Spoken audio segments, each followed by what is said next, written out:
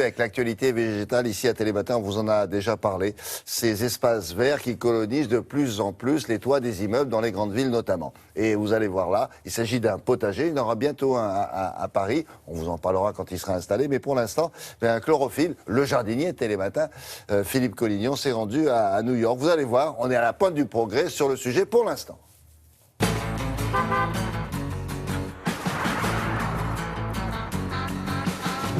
Bonjour, le potager est célébré dans le monde entier, crise oblige. On plante de nouveau la salade et le radis. Pour les chanceux, quand un petit lopin de terre, c'est plutôt facile. Mais pour les citadins en manque de verre, c'est une autre histoire. Mais j'ai peut-être une solution. Faites-les pousser sur votre tête, direction New York.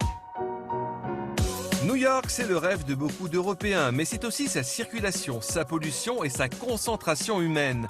La Green Dream existe bel et bien et prend racine. Une entreprise a relevé un challenge, végétaliser des dizaines de toits en plein cœur de Manhattan. Les toits verts sont réalisés avec des couches qui contiennent un système performant d'arrosage. Il sert non seulement à protéger le toit, mais permet de faire pousser des plantes, comme par exemple des sédums, de l'herbe, des graminées ou encore des légumes. Il offre de multiples possibilités. C'est une unité hydroponique qui permet de nourrir en minéraux toutes les plantes.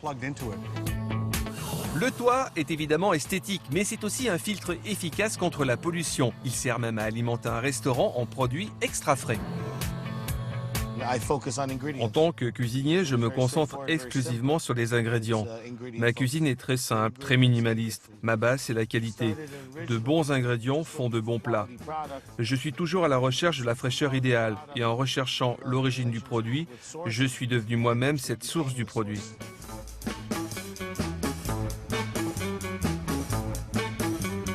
Il y a de multiples avantages d'utiliser ce principe. C'est déjà une croissance des plantes plus rapide. Et avec la verticalité, ça permet d'utiliser moins d'espace avec plus de productivité. C'est un système qui permet la récupération d'eau de pluie, c'est économique et ça permet d'offrir une mission d'éducation aux enfants. La biodiversité y trouve son compte car on dénombre des millions d'insectes avec ce procédé. Il y a aussi un avantage certain sur la régulation de la température. Esthétisme, économie d'énergie, augmentation de la biodiversité, cette solution serait-elle la panacée pour les générations futures ou n'est-ce qu'un rêve éphémère? Ce n'est pas un rêve, c'est un système qui peut s'étendre sur l'ensemble de New York ou même dans le monde entier.